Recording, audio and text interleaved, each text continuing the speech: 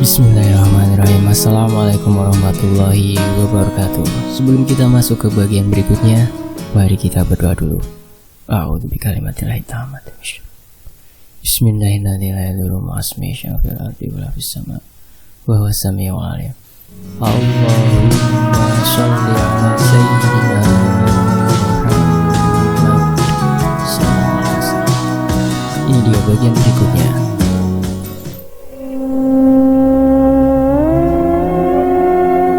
Saat kami semua mencoba menenangkan Sarah, dari kejauhan aku lihat rombongan keluarga Sarah datang.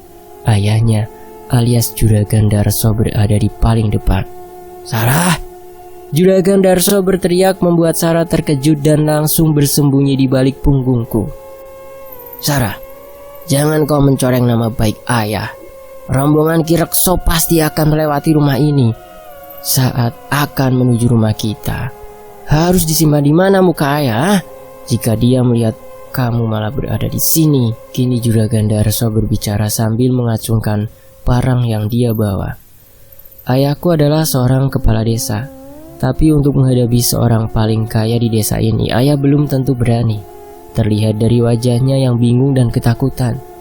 "Tenang Juragan, jangan dengan kekerasan jika ingin menghadapi wanita," ucap Pak Mul mencoba menenangkan Juragan Darso. "Diam kau, tahu apa kalian ini? Sejak kemarin dia hanya berbicara tentang anak Pak Lurah itu. Dia ingin membatalkan acara yang sudah kami persiapkan secara matang. Sampai akhirnya mulutku sudah tak didengar olehnya. Mungkin tangan ini akan kau dengar, Sarah." Juragan Darso mengancam Sarah dengan terus mengacungkan parang. "Ayah!" Sarah berlari menuju ayahnya. "Ayah, saat kau bilang Agung akan melamarku, kau berkata bahwa akan menuntunku kepada kebahagiaan yang aku inginkan, bukan? Kau akan menemaniku, bukan? Itu kata ayah. Ini kebahagiaanku, ayah. Mas Wira adalah kebahagiaanku, ayah." Sarah menangis terseduh-seduh di ujung ucapannya. Kami yang ada di tempat tidak bisa ikut campur akan apa yang sedang terjadi di antara ayah dan anak itu, termasuk aku dalang di balik semua ini. Aku yang telah membuat Sarah begini. Aku hanya bisa diam, tidak habis pikir bahwa akan seperti ini jadinya. Tidak berapa lama, rombongan Ki Rekso tiba di depan rumahku. Tentu Agung berada di dalamnya, sangat gagah. Aura wibawa seorang kesatria memancar di tubuh Agung dengan pakaian putih yang ia kenakan. Tentu saja, aku kalah tampan darinya. Semua orang dapat melihat itu. Melihat ada keributan yang sedang terjadi pada calon besanya, Ki Rekso langsung berlari menghampiri Juragan Darso, diikuti Agung di belakangnya. "Ada apa ini Juragan?" tanya Ki Rekso sambil memegangi tangan Juragan Darso yang dari tadi terus mengacungkan parang yang ia pegang. "Sarah, apa yang terjadi sayang?" Agung pun ikut panik melihat kondisi Sarah.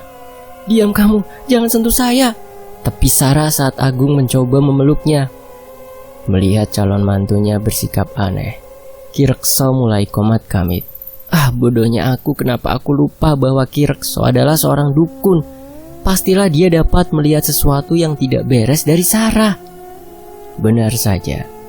Sesaat setelah selesai berkomat kamit, Ki Rekso langsung menatap padaku, menatap tajam ke dalam mataku, tapi beliau tidak langsung menuduhku.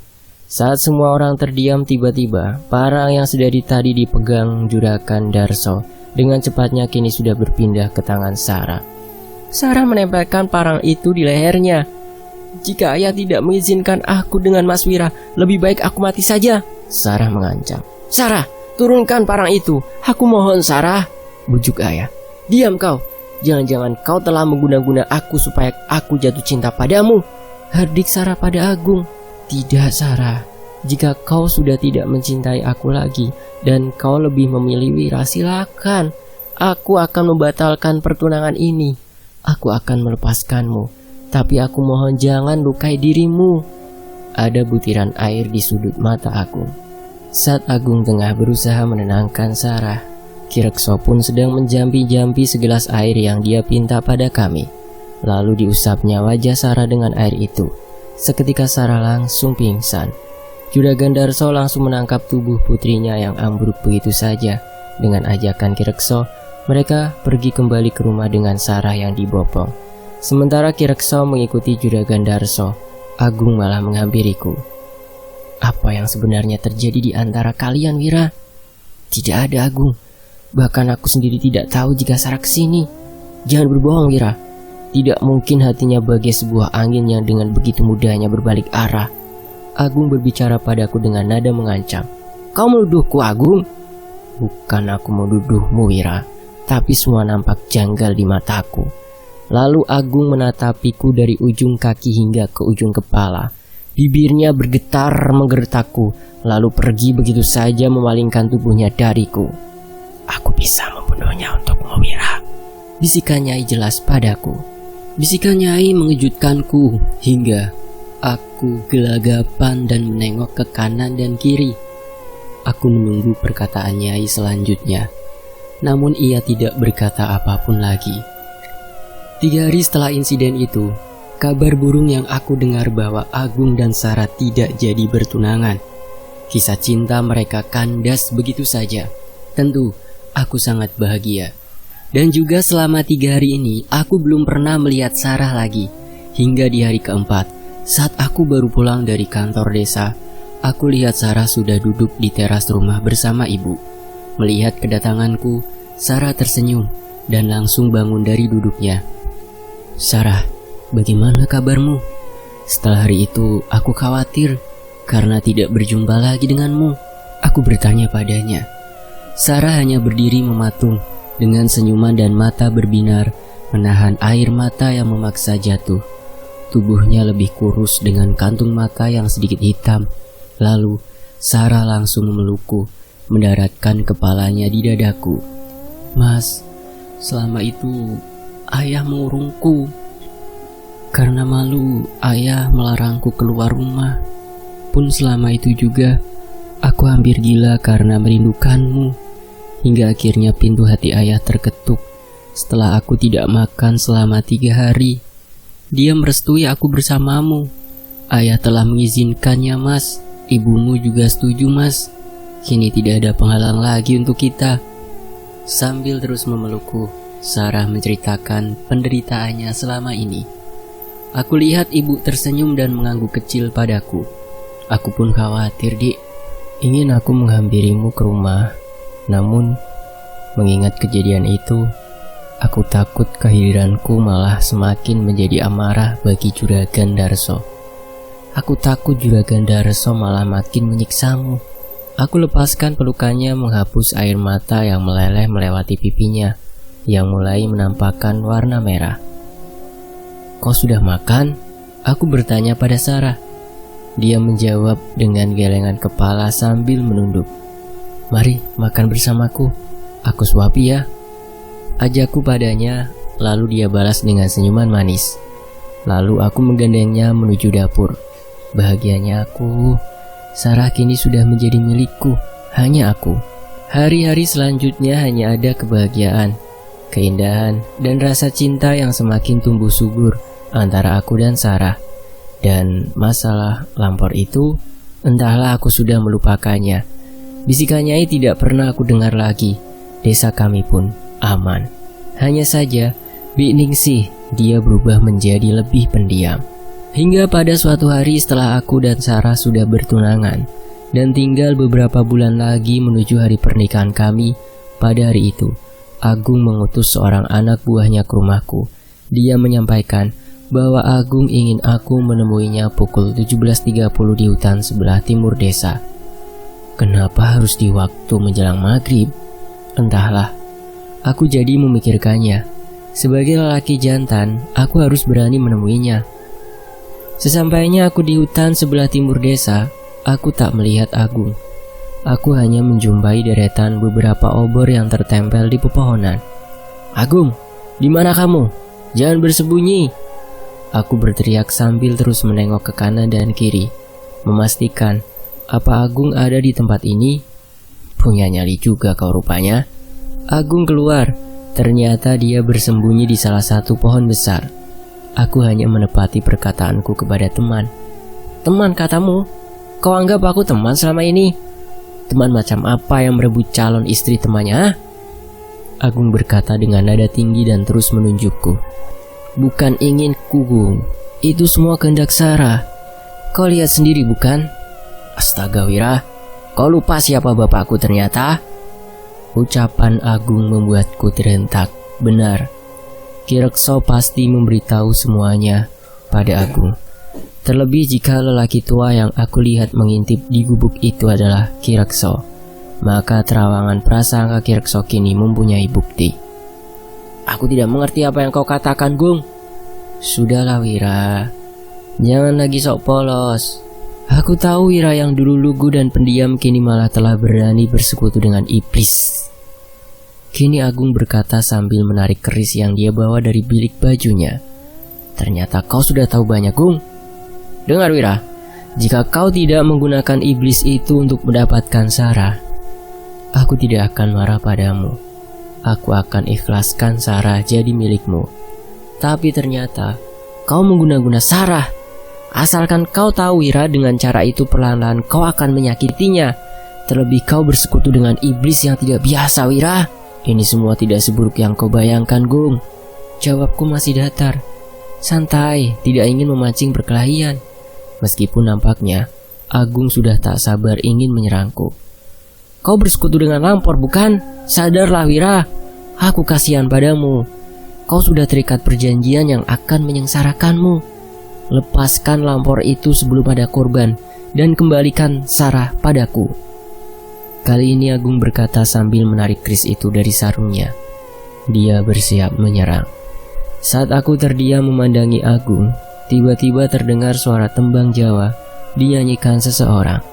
Agung yang nampak kaget langsung menoleh ke sana dan kemari mencari sumber suara. Siapa itu? Tunjukkan wujudmu jika berani hadapi aku, ucap Agung terus menantang. Calanang, calanang, kulo bisa bantu sampean membunuhnya, bisikan Nyai kembali aku dengar. Aku mengangguk, mengiyakan tawaran Nyai. Seketika terdengar suara besi saling beradu. Kau memanggilnya Wira? Apa maksudmu, Gung? Kali ini aku benar-benar tidak mengerti maksud dari perkataan Agung. Kau memanggil iblis itu Wira. Rupanya kau bersekutu dengannya dalam segala hal, tidak hanya tentang Sarah. Apa maksud ucapanmu, Agung? Agung hanya menyeringai, mengambil ancang-ancang. Saat suara besi itu semakin terdengar dekat, saat itu juga Agung semakin mempersiapkan diri dengan memasang kuda-kuda. Tiba-tiba sebuah besi terbang mengarah pada Agung.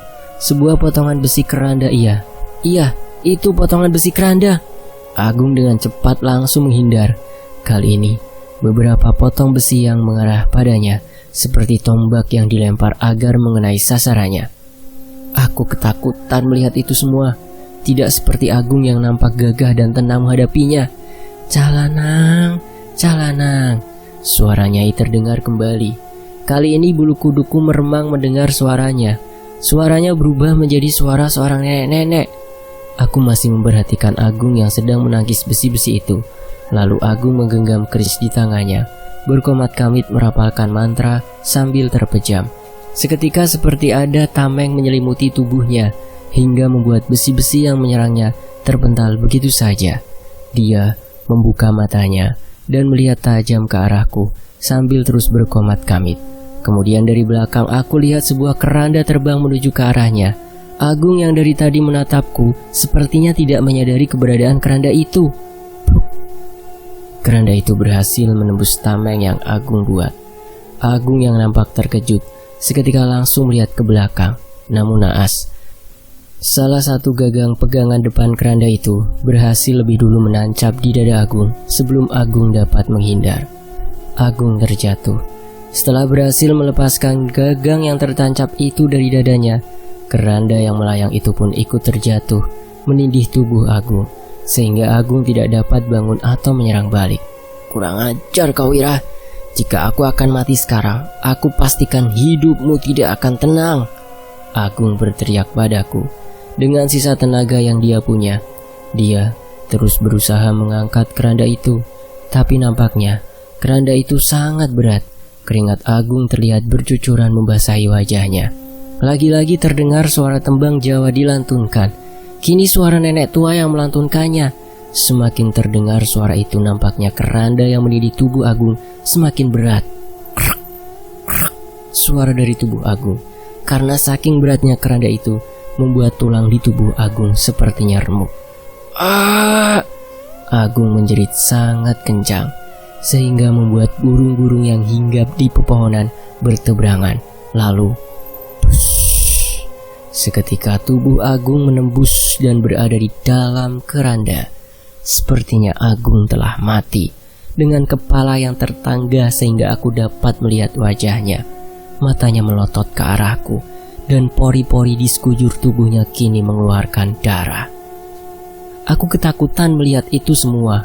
Badanku gemetar, keringat membanjiri sekujur badanku, dan waktu sepertinya sudah menjelang malam.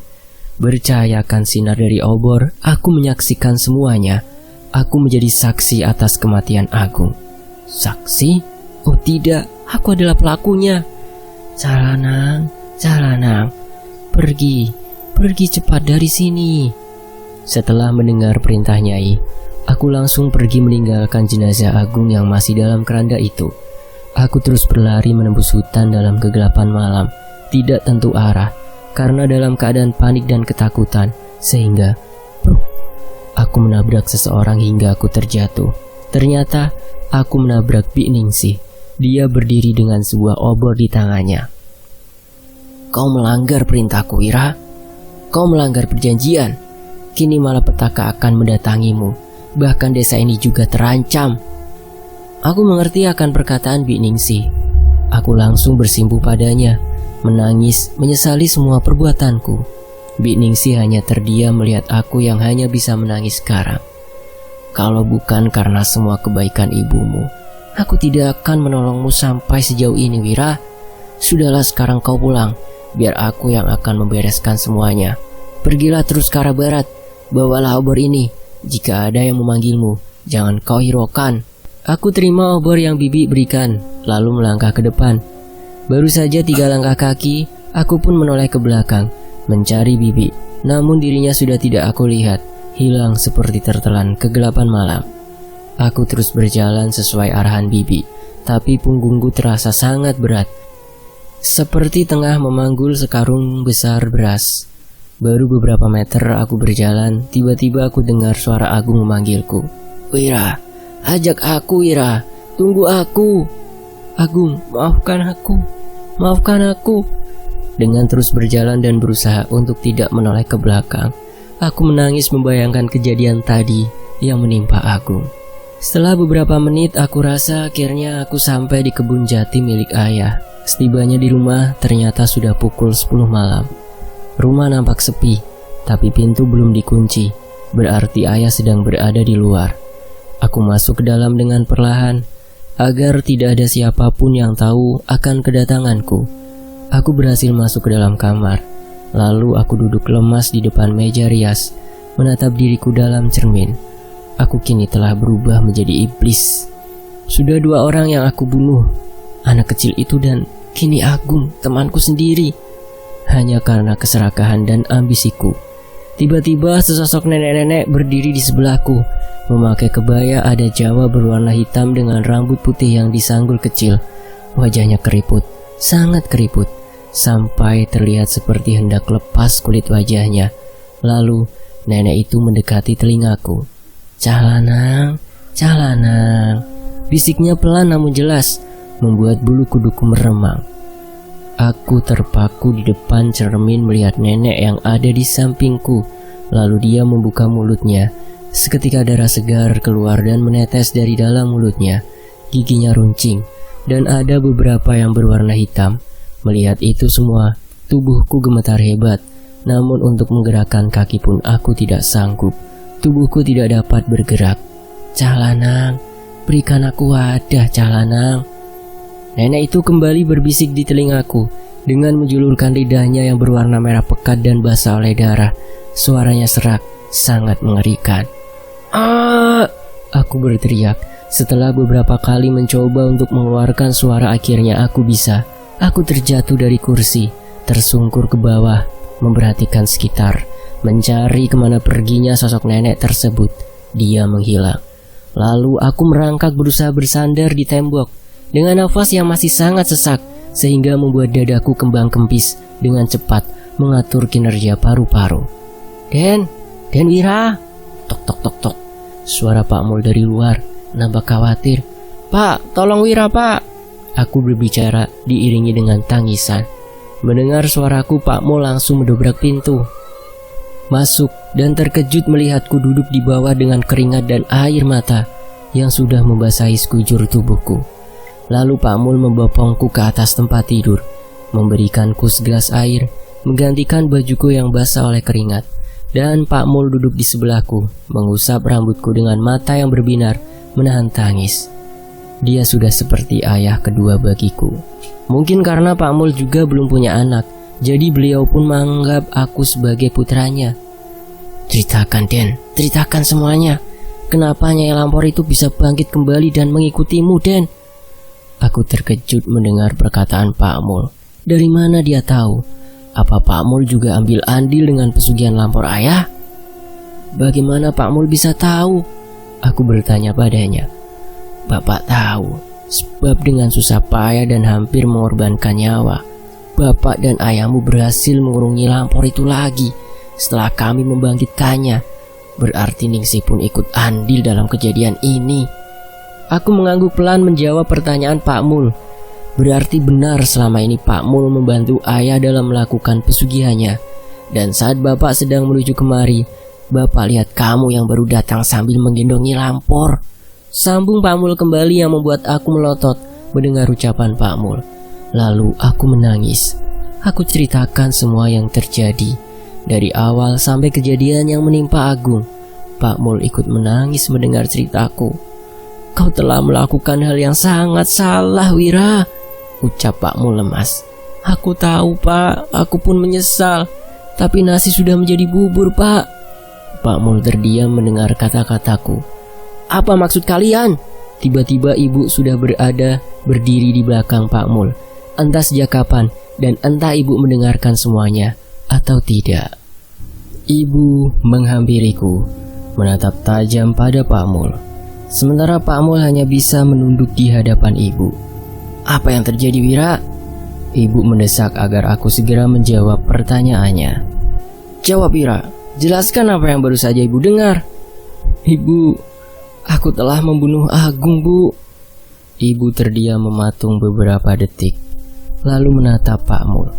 Mul, kau harus membantu Wira. Tapi Mbak, saya sudah tidak ingin berurusan dengan iblis itu. Jangan membantah, Mulyono. Kau sudah pernah membantu suamiku menjalankan pesugihan dan berhasil membantunya melepaskan Lampor itu. Sekarang kau juga harus membantu anakku. Mbak, semuanya tidak semudah yang Mbak Yu pikirkan. Di desa ini memang tidak terjadi apa-apa, tapi di desa sebelah, Mbak, aku susah payah dan nyaris mati di sana, jawab Pak Mul dengan mata berlinang.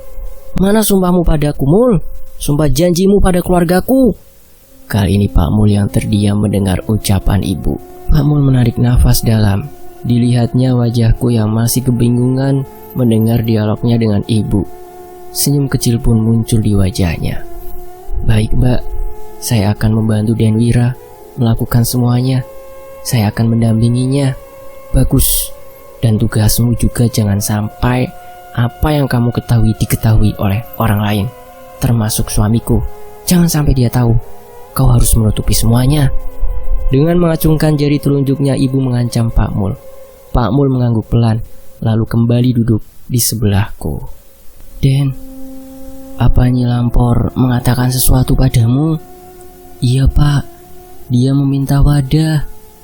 Benar dugaanku. Saat itu Nyai meminta wadah juga, namun tidak Pak Lurah turuti. Lalu bagaimana caramu mengurung kembali Lampor itu, Mul? Tanya ibu pada Pak Mul. Tidak mudah, Mbak. Kami melakukan pengorbanan besar, kata Pak Mul. Aku terdiam membayangkan hal buruk yang akan aku hadapi nanti. Apa yang dimaksud dengan wadah, Pak? Tubuh Den. Setelah mendapatkan wadahnya, maka Nyi Lampor mampu mencari korban atau tumbalnya sendiri namun tetap harus dibantu oleh Ningsih. Jadi selama Nyi Lampor belum mendapatkan wadah, aku harus mencarikan tumbal untuknya, Pak. Iya, Den. Dan Wira harus membawa seseorang untuk dijadikan tumbal Nyai. Tentu saja, Nak. Pak Mul akan membantumu mencari tumbal selama Nyi Lampor itu belum memiliki wadah. Bukan begitu, Mulyono? Ibu berkata tegas, disusul anggukan oleh Pak Mul. Tapi Mbak, masalahnya bukan kita yang mencari wadah untuk Nyai, tapi dia sendiri yang akan memilih wadahnya. Dan saat Nyai sudah memilih, tinggal kita menyerahkan wadah itu padanya, ucap Pak Mul gugup. Aku lihat ada sebuah ketakutan di matanya. Baguslah, jadi kita tidak perlu repot-repot mencarikan wadah untuknya. Tapi Mbak, diam kau. Sekarang tugasmu membereskan masalah Agung, sambung ibu tanpa memberikan Pak Mul kesempatan berbicara lagi. Soal itu, Bu, tadi aku bertemu dengan Bi Ningsih. Dia bilang akan membereskan semuanya. Aku ingat tadi sempat bertemu dengan Bi Ningsih. Ningsih hanya akan membereskan jejak Lampor, Den. Agung tetap mati dan Kirekso pasti akan mencurigainya. Belum lagi dengan ilmu yang Kirekso miliki, pasti dia akan tahu apa yang terjadi dengan anaknya. Kami semua diam memikirkan bagaimana langkah selanjutnya, bagaimana berhadapan dengan Kirekso. Sebelum fajar muncul, kita harus ke sana, melihat seperti apa Ningsih membereskannya. Lalu tinggal kita atur dan buat seolah-olah Agung itu terbunuh oleh musuhnya, atau apalah itu. Mulyono, kau harus ikut.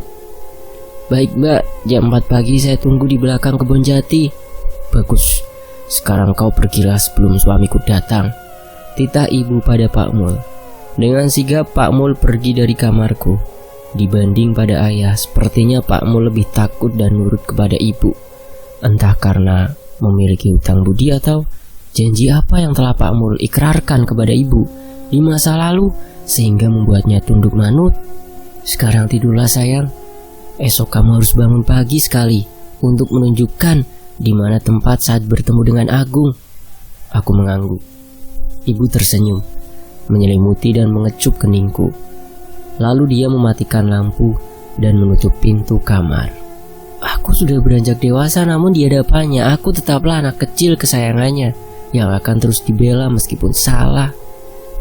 Jalanang, jalanang, kula nyuwun wadah.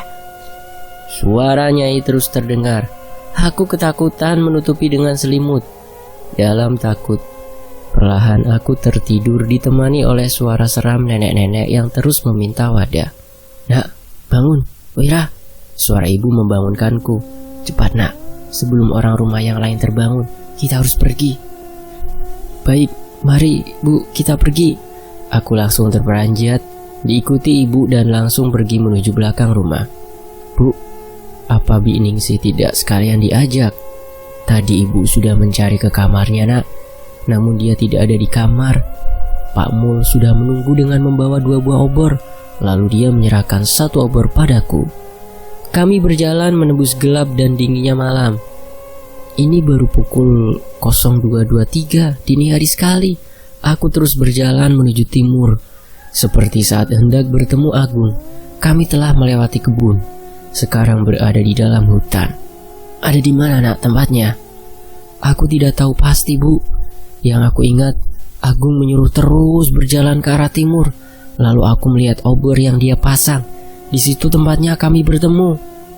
Kami terus berjalan sekitar 20 menit. Akhirnya aku melihat sisa obor yang menempel di pepohonan. Apinya telah mati tertiup angin. Bu, di sini tempatnya. Kamu yakin Wira? Iya Bu, itu beberapa obor yang terpasang di pohon. Agung yang memasangnya. Kami bertemu di sini. Tapi seharusnya keranda dan mayat Agung ada di sana Bu, dekat pohon itu. Aku ingat sekali, jawabku meyakinkan. Baiklah, Mulyono, coba kau telusuri tempat ini dan lihat di mana mayat dan keranda yang Wira maksud. Pak Mul langsung bergegas mencari di balik beberapa pohon besar. Begitu juga dengan ibu. Dia mengambil obor di tanganku, sementara aku hanya berdiri melihat mereka berdua sibuk. Aku takut. Kemana perginya Keranda dan mayat Agung? Apa Keranda itu dibawa Biningsih, lalu mayat Agung dimakan anjing hutan? Atau... banyak sekali prasangka yang ada di pikiranku. Bersambung. Nantikan kelanjutannya hanya di Fakta Sejarah. Sambil nungguin kelanjutannya, teman-teman bisa mampir ke channel cadangan admin ya. Itu di layar akhir ada. Tunggu beberapa detik lagi ya. Kalau udah muncul nanti tinggal disentuh saja. Langsung otomatis masuk ke channel cadangan admin. Saya pamit. Wassalamualaikum warahmatullahi wabarakatuh.